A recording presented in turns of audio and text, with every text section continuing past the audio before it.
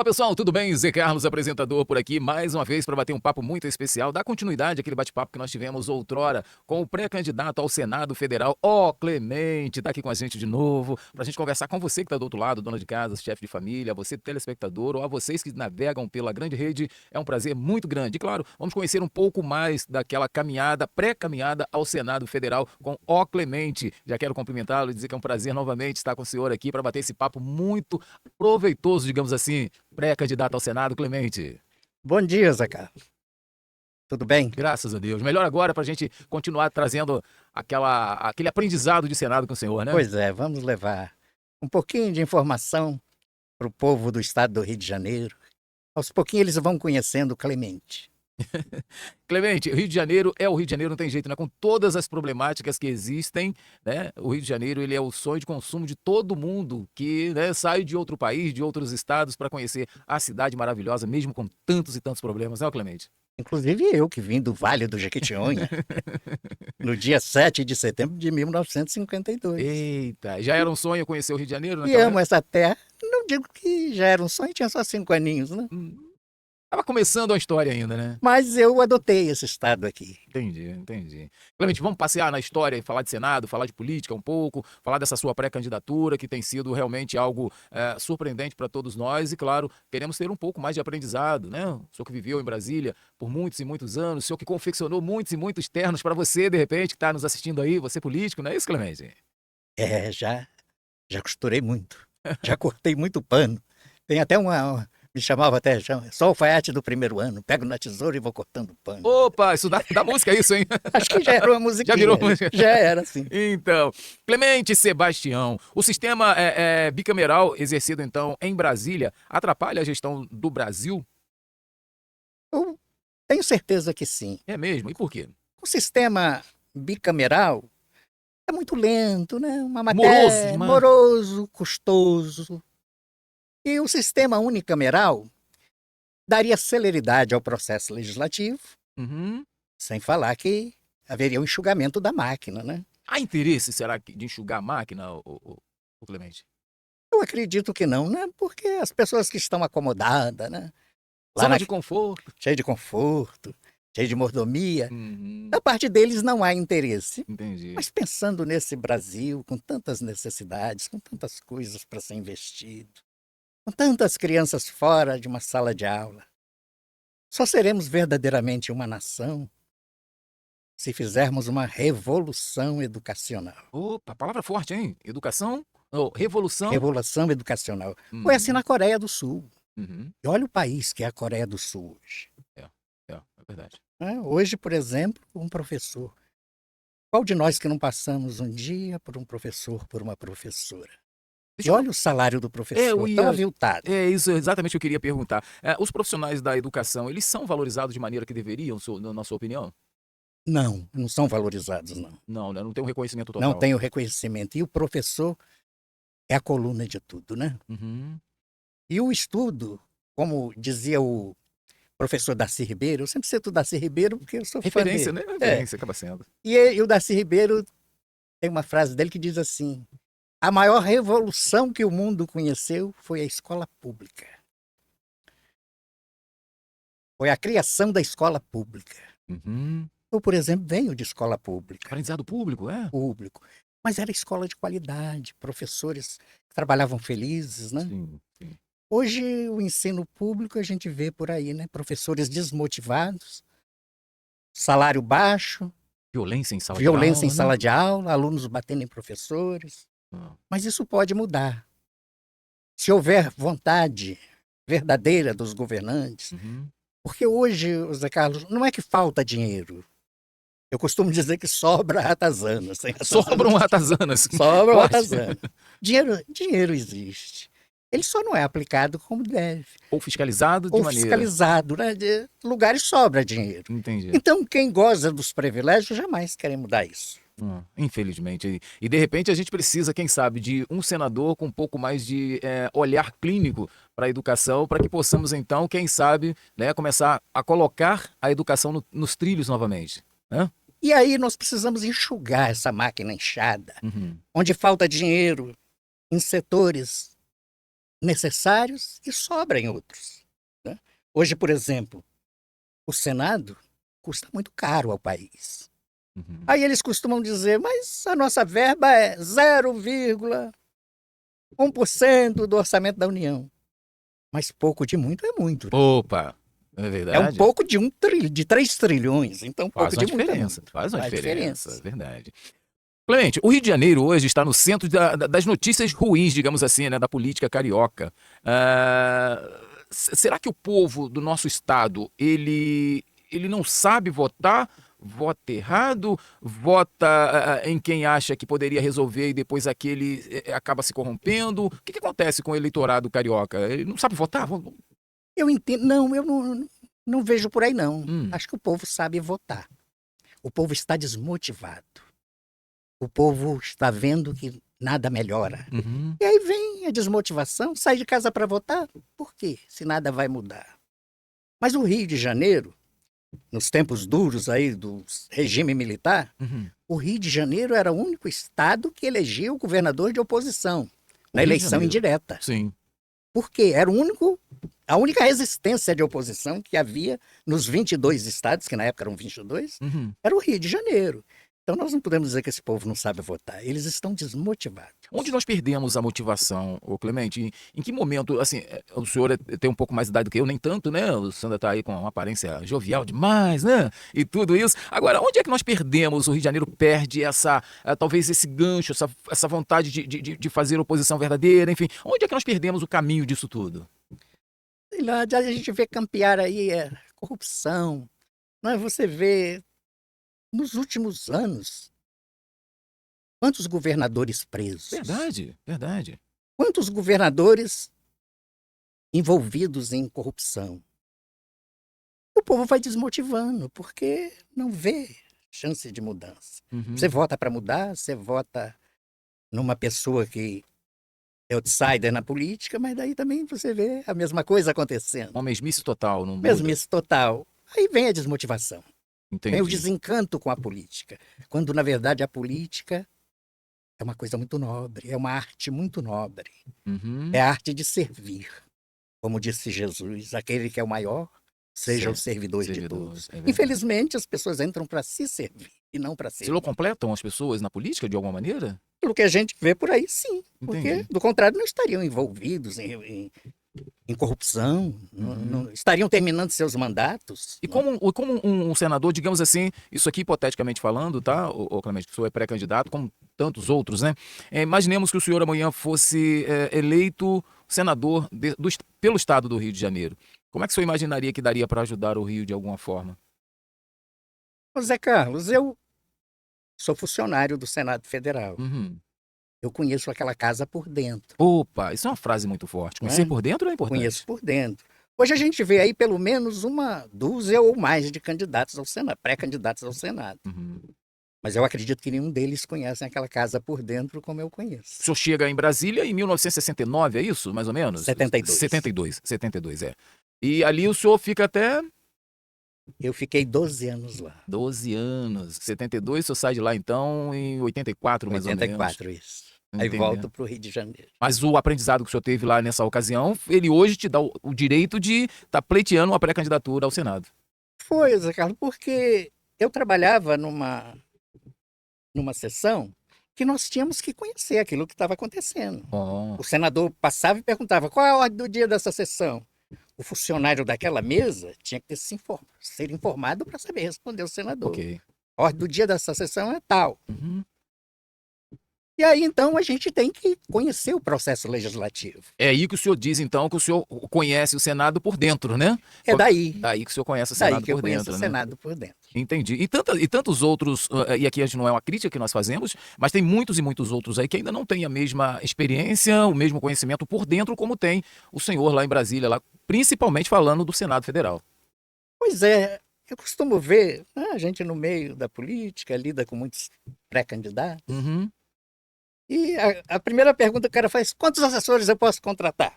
Essa é a primeira pergunta, de Primeira praxe, quase. Mas o que você vai fazer lá? Uhum. Né? Ele quer saber quantos assessores você vai contratar.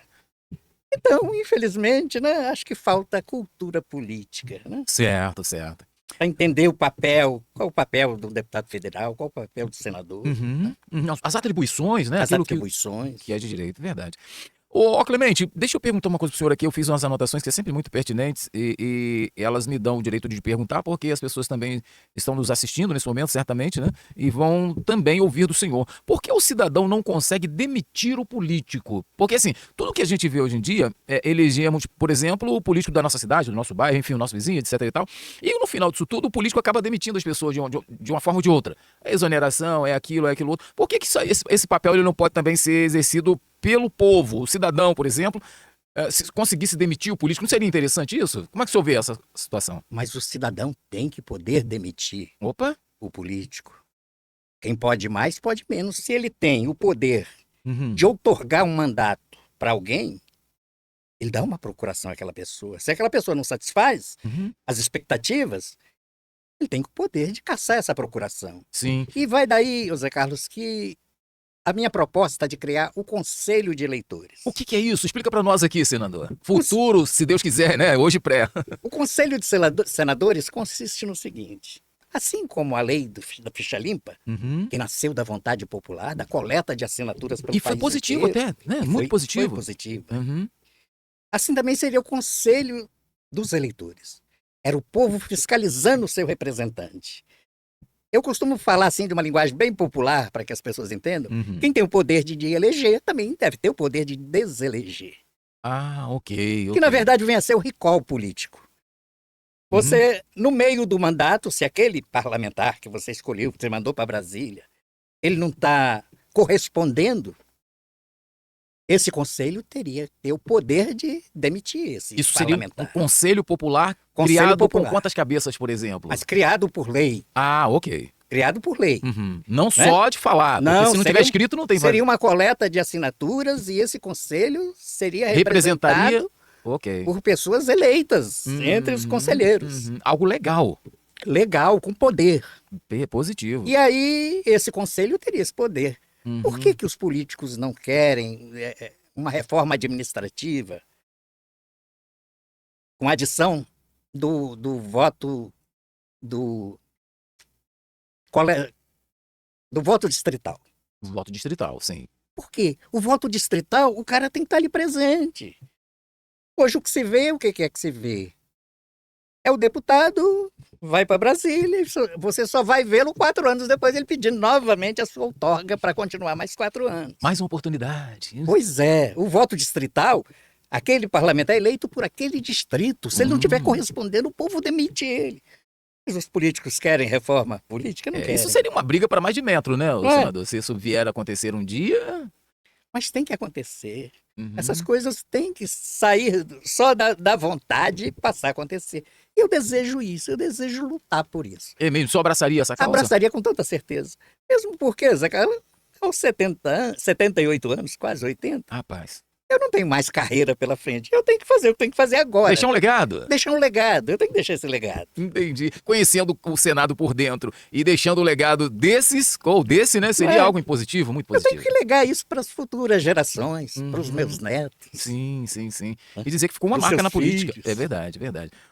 O senhor acha que as emendas deveriam, então, ser ainda mais transparentes para que os cidadãos, então, saibam onde o valor está sendo investido, aplicado? Enfim, falam-se tanto em emendas, tem tantas emendas, eu não sei nem se são emendas, são costuras, mas já não sei o que são. Verdade, falam-se tanto de emenda, de coisa e tal. Mas na hora de fiscalizar isso, na hora de alguém ter transparência total...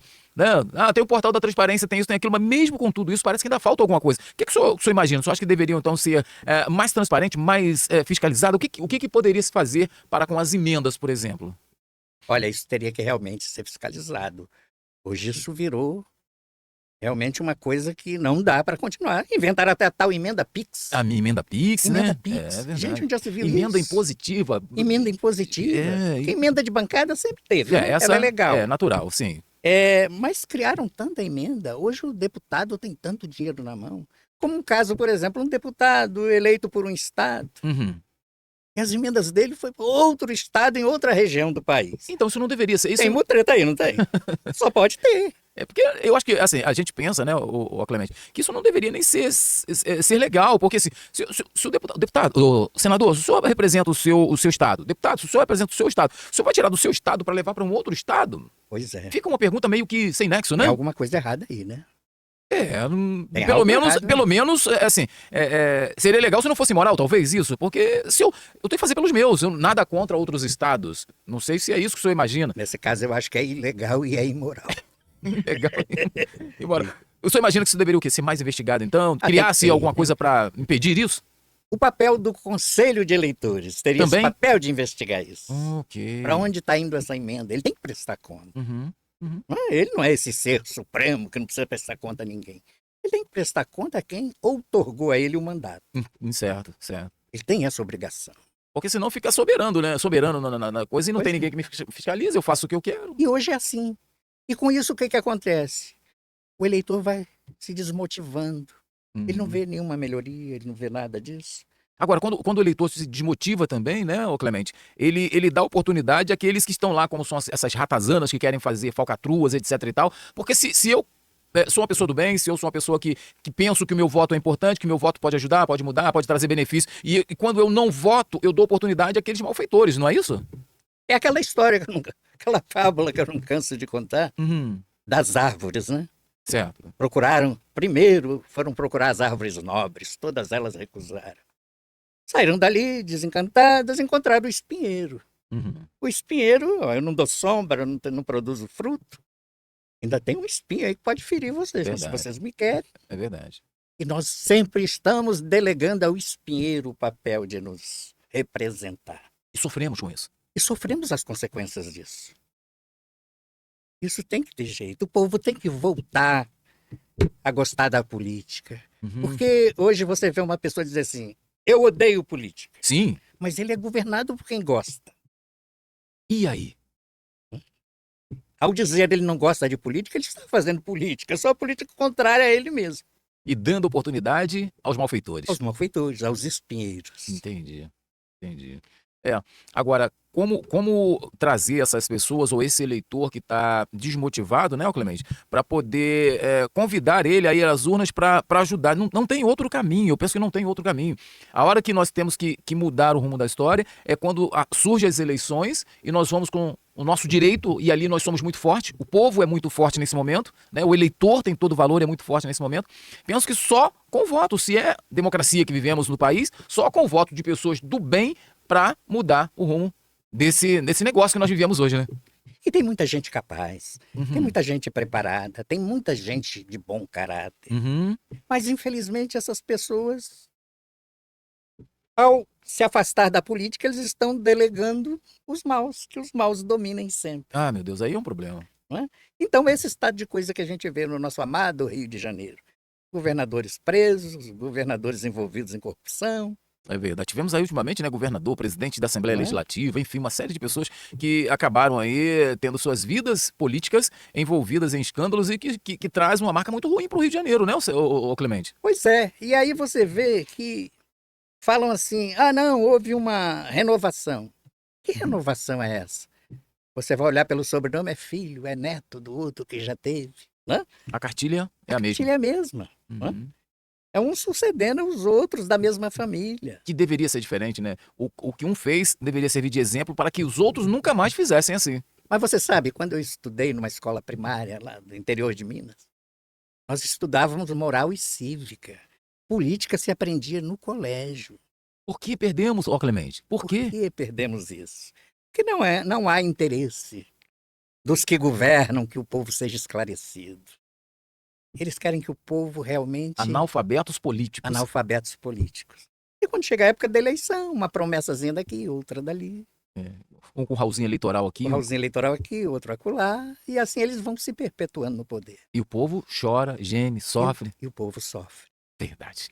A Igreja Católica e seus cristãos perderam espaço político para os evangélicos, ó Clemente, porque assim, dos tempos para cá eu tenho visto um movimento evangélico, inclusive alguns pastores que se denominam aí os grandes, digamos assim, que eles estão colocando nos seus púlpitos políticos, estão tomando partidos políticos, estão defendendo bandeiras políticas, tantas e tantas coisas. E eu não vejo nessa mesma leva a Igreja Católica, por exemplo, de onde o senhor é devoto totalmente, né? Católico, apostólico, romano.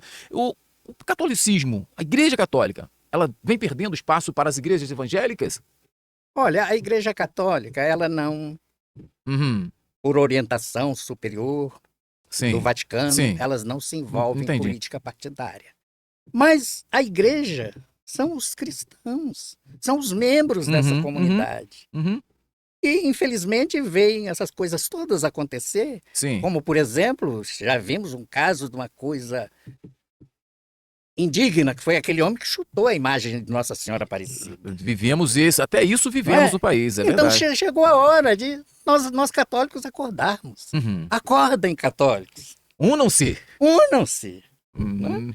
Todo mundo tem o direito de ser representado, que lá tenha o representante do segmento evangélico, mas tenha também dos católicos, que tenha dos umbandistas, Sim. que tenha de todos os segmentos religiosos. E que eles pleiteiem, né? Com força, venham Que com força, pleiteiem, né? que fiscalizem Sim. quem eles querem, vão colocar lá, quem eles vão indicar, mas que fiscalizem. Acordem, povo católico. Até porque as igrejas, a Igreja Católica, de um modo generalizado, ela tem uma história muito bonita nesse país, em vários outros, mas não estamos falando de Brasil. A Igreja Católica é responsável por uma série de coisas nesse país, né? E não pode ficar fora da política, né? Pois é, das igrejas cristãs, Uhum. a Igreja Católica deve Uhum. ser, com certeza, a única que tem um trabalho social nesse país. Né? Você vê hospitais católicos, né? Escolas católicas. Né? Então a Igreja Católica tem um legado nesse Sim. país. Sim. Mas na hora da representação, para defendê-los, E aí? votam em outros, né? O que falta? Falta o quê? Falta um esclarecimento, uma união maior? Os grandes líderes católicos precisam entrar nesse jogo? Olha, eu acho que falta realmente isso. Você falou união. Uhum. E eu, como pré-candidato e Uhum. católico, eu tô aqui. Eu tô Pronto para... pronto. Tô pronto para ser uma dessas árvores, não espinheiro, mas uma dessas árvores nobres, Uhum. que vou sair da acomodação aos 78 anos. Eu acho que ainda tenho, como você disse, Lenha pra lenha para queimar. Ainda tenho lenha para queimar. O senhor, Clemente, o senhor, digamos assim, hipoteticamente falando, tudo é muito pré, a gente está colocando tudo como pré, né? Porque é assim que é nesse momento.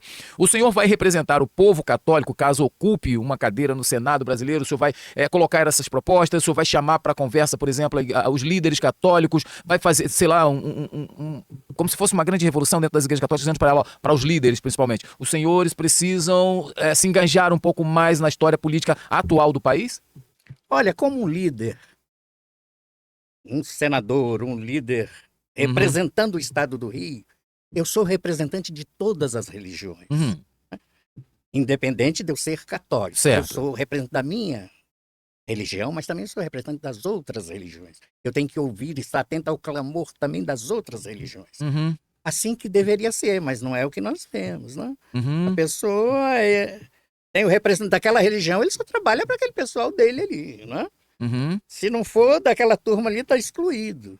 E o povo católico não acorda para essa realidade. Tivemos até que um prefeito aqui no Rio de Janeiro que mandava procurar a Márcia, né? Mas primeiro tinha que ter a carteirinha daquela igreja, procura a Márcia. É a famosa Márcia, né, na Famosa ocasião, Márcia. né? Não, eu acho que o homem público, ele representa todos, Sim, independente do segmento e da fé que ele professa. entendi. Não pode ter uma bandeira exclusiva, e tem que abrir esse leque e alcançar a todos, talvez. Essa é a fala. Com certeza. Ele tem que ser um servidor de todos. Entendi. O político não é nada além de que servidor. Ele é um servidor do povo. Assim que deve ser. E se não é, porque tem alguma coisa errada. E o Conselho dos Eleitores está aí para mudar isso. Inclusive isso também, né? Inclusive isso.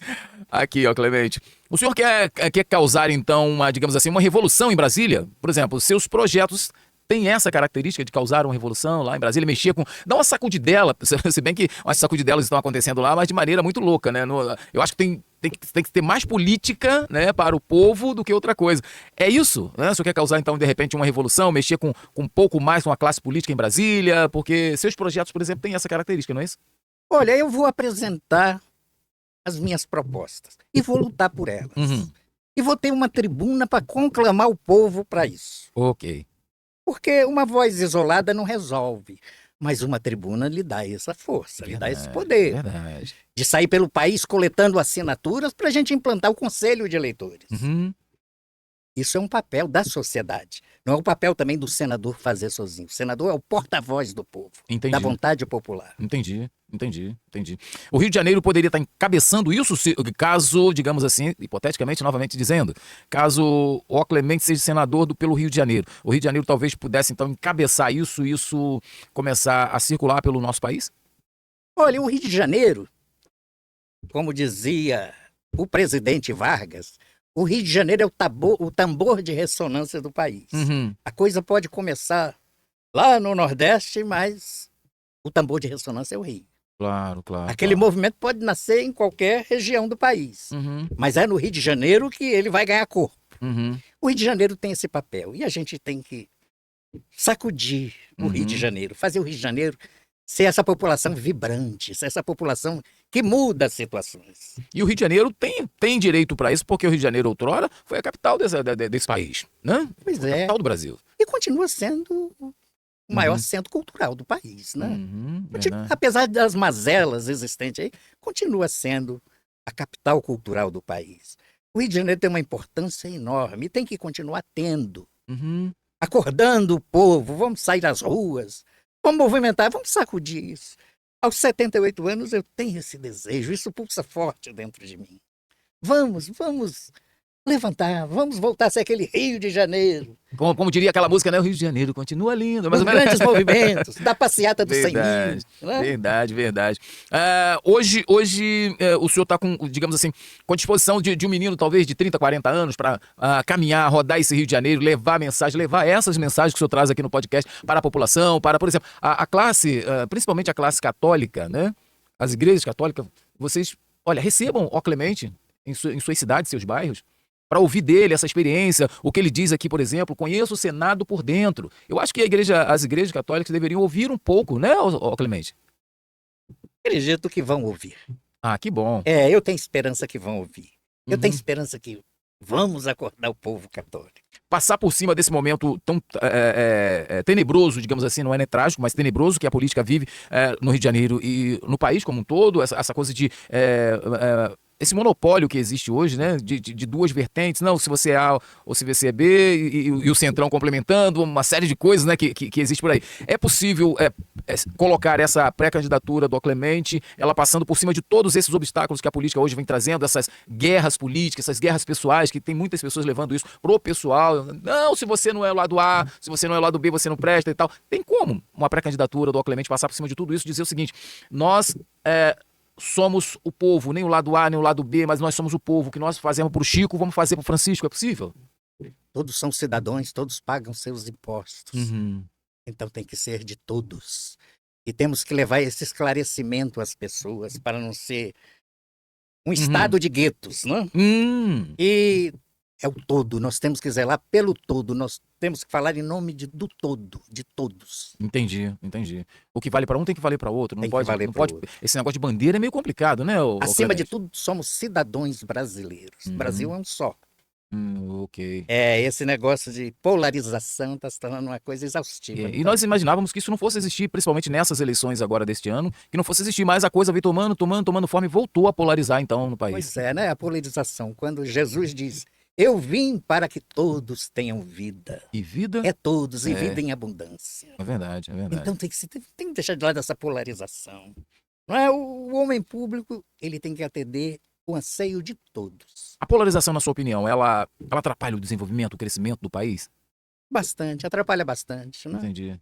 Você vê que hoje um é de um lado, outro é de outro, e se conhece até pelas cores. Né? Pois é. E isso, mais do que isso, eu penso que virou uma radicalização de ambos os lados. Radicalização. Se eu sou do lado A e você é do lado B, eu não presto, e vice-versa. É mais ou menos isso que as pessoas estão colocando em termos de política. Exatamente. Não é uma oposição inteligente, talvez não seja isso. Não é oposição inteligente. A oposição inteligente é você ter a capacidade de sentar à mesa com os diferentes. Exatamente. E discutir coisas, porque ali você Você tem que. O seu objetivo tem que ser pelo todo, pelo povo brasileiro, pelo povo do estado do Rio, que é o meu caso. Né? Uhum. Mas tem que ser pelo todo. Hoje nós vivemos uma situação tão complexa que nós estamos dando direito a outras nações se envolverem dentro do nosso país e aí a gente não sabe mais qual é o caminho nisso tudo, né? Pois é, e uma pesquisa que saiu agora esse fim de semana mostra que o povo aprova. Pois é, pois é. O povo aprova. É sinal que a autoridade daqui faliu. Pelo menos, se não faliu, ela talvez tenha perdido a credibilidade daquilo que nós começamos Ou a então dizer, isso. do eleitor. Não é? Porque quando o povo não aprova Trump, mas aprova que essa questão, por exemplo, de transformar essas facções criminosas... E é o assunto do momento, né? É o assunto do momento. Então o povo entende, o povo sabe o que está sendo tratado. Organizações terroristas agora, tá É. tentando que isso aconteça. Então, acho que subestimam muito o povo, sabe? O povo sabe o que... Mas será que nós não temos capacidade dentro do nosso país de resolver essas coisas? Tem que ter alguém lá de fora para tentar. Eu fico perguntando. E não é uma pergunta maliciosa, não. É uma pergunta realmente que você encontra em todas as esquinas, principalmente do Rio de Janeiro e São Paulo, né? Você encontra essa frase ou essa fala. A gente não consegue, nós não conseguimos mais, não temos capacidade, o político brasileiro não tem capacidade de cuidar da sua própria casa. Essa é a fala que a gente encontra pelas ruas. E aí? Eu acho que o povo de bem está dormindo em berço esplêndido. Tem que acordar. Entrar no jogo. Tem que entrar no jogo. Pois é. Essa é a pátria que nós vamos legar para os nossos netos, os nossos bisnetos. Temos que cuidar dela agora. Não deixar que o espinheiro tome conta. E aí, depois que tomou conta, não tem mais jeito. Aí fica mais difícil, né? Verdade. Mas... Ainda tem jeito. Eu acredito que ainda tem jeito. Eu sou brasileiro, profissão de E não esperança. desiste. E não desisto nunca. Clemente, por exemplo, o catolicismo em sua vida foi o parâmetro para a formação do seu caráter, por exemplo? O senhor que disse que sempre caminhou dentro da Igreja Católica, né? Isso foi o parâmetro para o seu caráter, para essa sua vida política de ser? Zé Carlos, eu venho de uma família católica. Uhum. Minas Gerais é um estado muito católico. Verdade. Eu venho de uma família católica. Me afastei um tempo. Na juventude, nosso olhar é outro, né? Uhum. Então, muito tempo eu vivi afastado da Igreja Católica. Quando, no ano de 1988, Uhum. eu fui convidado a fazer um cursilho de cristandade. Ali eu senti o despertar. Ali eu entendi o que é ser católico e que eu tinha um dever de ser sal da terra e luz do mundo. Olha que bacana. Cada um de nós é um grãozinho de areia na construção desse reino. A construção do reino de Deus já começa aqui, já começa agora. Ele está dentro de cada um de nós. Uhum. E é o nosso papel de cristãos assumirmos essas dificuldades todas que o povo enfrenta. Isso realmente foi um despertar para mim. Em 1988, no cursilho de cristandade, eu senti o despertar. Sim. E nessa ocasião, um grupo formava um partido. E esse partido era alicerçado na doutrina social da igreja. Eu fui convidado a participar desse partido. E nesse partido eu saí candidato a primeira vez. Uhum. E depois vim a me tornar presidente desse partido. Felizmente esse partido não existe mais. Mas ali, naquele momento, eu entendi. Eu tive a resposta do povo católico. Eu Bom. sozinho, sem ninguém, sem essas campanhas milionárias. Que mudou muito de lá para cá, né? Eu quase me elegi deputado federal. Veja você. Tive 20.748 votos. Uhum. Eu mesmo dirigia, eu mesmo panfletava, eu mesmo fazia tudo, eu mesmo divulgava. Então, existe essa lacuna a ser preenchida, sabe? Uhum. E, novamente, eu estou aqui pedindo que esse povo acordem católicos. Deixa eu voltar aqui a pergunta. Já fiz para o senhor aqui, mas vou voltar nela aqui na mesma pergunta de novo. O senhor pretende, de repente, revolucionar Brasília com esses projetos, com os seus projetos, que tem essa característica, como eu te perguntei já aqui. Pretende revolucionar lá, causar pelo menos uma pulguinha atrás da orelha do pessoal lá? Os projetos são revolucionários, você acha? eu acho que eu tenho esse lado. Meio revolucionário? Revolucionário do bem, não? Sim, sim. Nada disso, não acredito na violência, eu sou contra a violência. Uhum. Acho que pela força não se constrói nada. Né? Sempre com conversa, diálogo, acredito mesa? Que só pelo amor. Só o amor constrói. Só o amor reconstrói. O Brasil hoje precisa reconstruir? Precisa ser reconstruído. Ok, perfeito. Clemente, hoje o senhor não tem mais a sua saudosa esposa, né? E eu gostaria de saber como pensam hoje os seus filhos ou suas filhas com relação a esse sonho de, quem sabe, querendo Deus, né? O senhor passando pela convenção, ser um senador da República Federativa do Brasil. Como pensam a sua família, os seus filhos, filhas, como é que eles pensam com relação a esse sonho?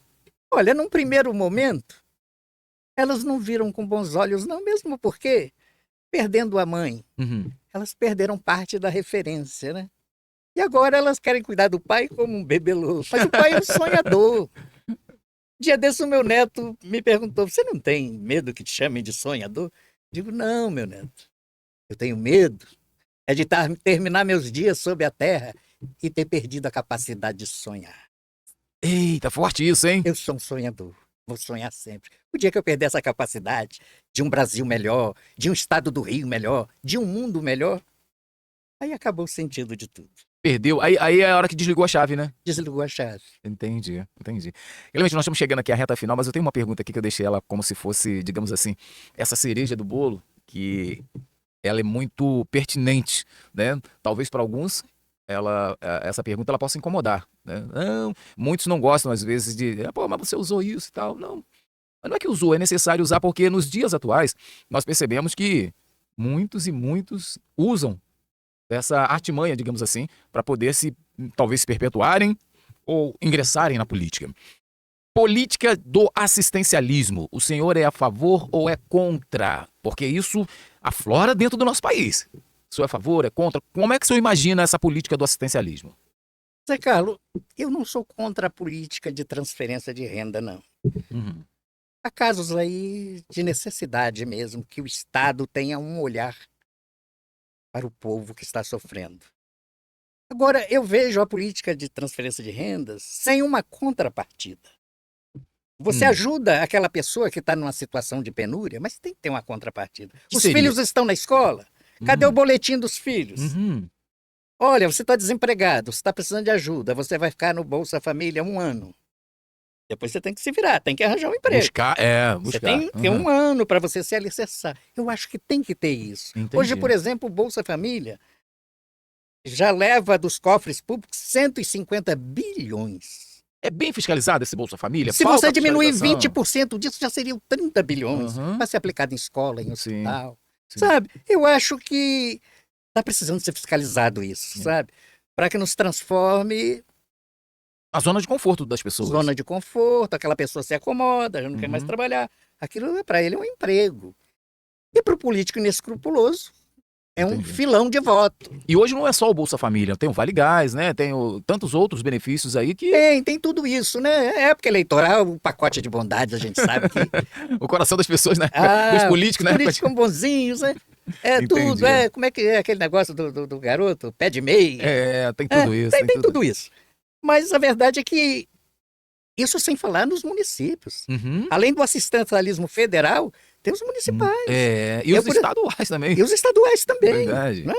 Então isso tem que ser fiscalizado, isso tem que ter Uma melhor organização, uma talvez. melhor organização. Entendi. Realmente, aquele que precisa do peixe, você deu o peixe, mas Uhum. sua obrigação é ensinar a pescar. É verdade, é verdade. Né? O dever é ensinar a pescar. Eu ouvi uma frase certo tempo atrás que dizia o seguinte: quem tem fome tem pressa. Tudo bem. Isso é bem verdade. Mas se você não deixar a pessoa, por exemplo, buscar os seus próprios meios, se você alimentar a pessoa para todo sempre, sem que ela procure um trabalho, etc e tal, ou até mesmo, o senhor que é pré-candidato ao Senado, o governo federal talvez, trazer mais benefícios para dentro dos estados, para que essas pessoas se profissionalizem, busquem uma forma de ter o seu próprio sustento. Talvez seja isso que o senhor queria dizer. Porque, na verdade, o melhor programa social é uma carteira de trabalho. Ela dá dignidade ao homem, provê o sustento da sua família. Agora nós precisamos preparar esse homem ainda lá na adolescência, na juventude, ensinando ele uma profissão. Né? Cadê as escolas profissionalizantes? Onde Pois estão? é. Não é? Vamos dar incentivo a esses jovens. Olha, Zé Carlos, eu quando jovem, adolescente, a minha mãe, coitada da minha mãe, analfabeta e tudo, mas ela tinha uma visão das coisas. Filho de pobre tem que aprender uma profissão. Foi aí que fui aprender a profissão de alfaiate. E o que? Profissão, digamos assim, né? Essa profissão modesta me abriu portas. Me abriu portas no Senado Federal. Te trouxe conhecimento. E hoje eu quero devolver tudo isso. ocupando uma cadeira no Senado Federal. Muito bem. Esse Ó Clemente, pré-candidato ao Senado Federal, gostaria que trouxesse para nós agora suas considerações finais, sua bênção para cada um de nós e que o país, né, principalmente o Rio de Janeiro, consiga também lhe abençoar com essa missão, que é uma missão árdua, né? Pleitear uma cadeira no Senado Federal é uma missão árdua. Mas se naquela época aquele povo te abraçou, hoje talvez não seja diferente, né? Talvez as pessoas te abracem ainda mais hoje. Quem sabe a atual circunstância que o país vive, talvez precise do Ó Clemente lá, né? Numa cadeira no Senado. Suas considerações. Pois é, eu desejo servir ao meu país. Uhum. Esse país, apesar de todas as dificuldades que eu passei, órfã aos 9 anos, esse país foi uma mãe para mim. Eu quero que ela seja pelo menos uma boa madrasta para os jovens que estão aí, para os meus netos e tudo mais. Positivo. E eu desejo ainda dar um pouco de mim para esse país. Eu desejo devolver um pouco o que esse país já me deu. Entendi. E eu tenho fé, eu tenho esperança que isso vai acontecer. No próximo bate-papo, eu vou deixar aqui um gancho para a produção, né? Nossa produção, falar da escala aí, né? Do negócio do 6x1 aí, essa coisa toda, né? Esse negócio tá pegando fogo, né? Essa coisa tá pegando fogo aí. Nós vamos ver se a produção aí, né? Do Ó Clemente e a nossa produção possa preparar alguma coisa pra gente falar também dentro disso, que é uma coisa que tá esbarrando lá, vai esbarrar no Senado lá. Agora já falam 4x3, né? Jesus do céu. Imagine isso, hein? Mas não falam do empregador, né? Pois é, semana. Não sei, no próximo podcast vamos abrir um assunto falando a respeito. Ó, Clemente, muito obrigado. Muito obrigado. Deixa suas considerações aí. Até o próximo, né? Se Deus quiser. Eu que agradeço. A sua bênção, né? Não, eu sou Clemente, mas ainda não sou santo. Mas pretendo ser. Olha, gente, esse é o Bate-Papo Descontraído sempre com o Clemente, pré-candidato ao Senado Federal, trazendo aqui os seus conhecimentos, os seus aprendizados lá de Brasília. Ele chega em Brasília em 1972, exatamente na ocasião, e agora eu vou revelar a minha idade, na ocasião que esse apresentador nasceu. O Clemente estava chegando em Brasília. Então, olha, é um aprendizado, é um conhecimento e um reconhecimento que nós estamos recebendo aqui. Obrigado, valeu, até o próximo. Obrigado. Olha, pra você que tá nos acompanhando, não me queiras mal porque te quero sempre bem e não há nada que destrua um coração perdoador. Forte abraço, valeu, tchau, tchau e até sempre, gente.